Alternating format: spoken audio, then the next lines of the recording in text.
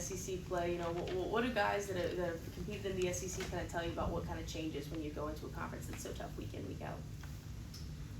Yeah, I mean, the SEC is a really good conference. Every team in this conference is, going to be a challenge. They're all really good programs. I've experienced playing SEC teams before too. Just it's 1 week at a time.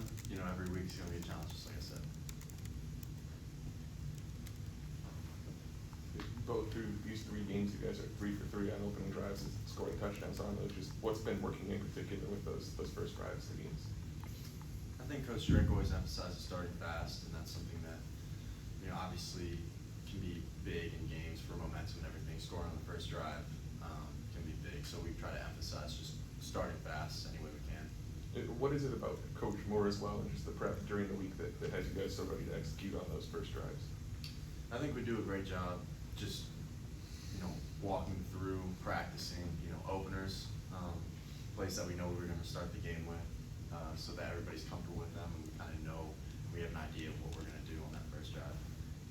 Beau, with Lenoris, do you have any sort of relationship with him, like from the Manning Passing Academy, and what do you think of what he is as a player? Yeah, I met him at the Manning Passing Academy. He's a great dude. We got to talk a little bit about the game between Mizzou and them last year at their place, and how we were both looking forward to this one this year. And he's a great dude, like I said, and he's an even better player too. So. Looked like Louisiana found a little bit of success with some slot corner blitzes. I'm curious from your perspective, what the film review was like for that, and just what steps you need to take to, counter that moving forward. Yeah, I think, handling different types of looks up front, whether that be a field pressure on the one that ended up being a touchdown or a boundary pressure. I think those are things that, it's good that, things like that can happen, especially, when we win, so that we can learn from them. And just talking through those looks, so that they don't happen again. But when you have a running back like Ahmad Hardy in the backfield with you, how does that make your life easier, and what have you liked from his play thus far? Makes my job a lot easier. When you have a back that's physical like Ahmad, he brings a lot of energy to the offense too, not just his explosive runs. And all the guys feed off of that. And that's really the main thing. When you can hand the ball off or check a ball down, and a guy can make a play and really just make guys miss and yards after contact, I think it's huge for the offense. Beau, you all are one of the top teams in the country in third down conversions, also I believe tied for third in the amount of fourth down conversions that you all have had so far. What do you think is the root of that kind of execution on those money downs? I think we get it every week in practice, going against our own defense, which is also a really good third down defense. We've done it all through fall camp, and we continue to do so during the season. I think just staying on top of that, and Coach Moore and all the offensive coaches come up with a really good game plan each week on third down. Just finding different ways to, expose the defense's third down game plan. It just makes it easier for us to execute. Beau, you've talked through these first couple weeks about how long you've waited for this chance and all that. So given the start you're off to and some of the national attention and praise that's coming, is that hard to ignore? Do you block it out? How do you approach things now that some of that's coming? Yeah, before the season started, I just deleted, Twitter, for both reasons, negative and positive. I don't think either of those can necessarily help you. So just trying to tune out all that extra noise, because in the end it doesn't really matter, like I said, positive or negative. It's really just, the only opinions that matter within this building. So just trying to focus on that, and just focus on playing football, really.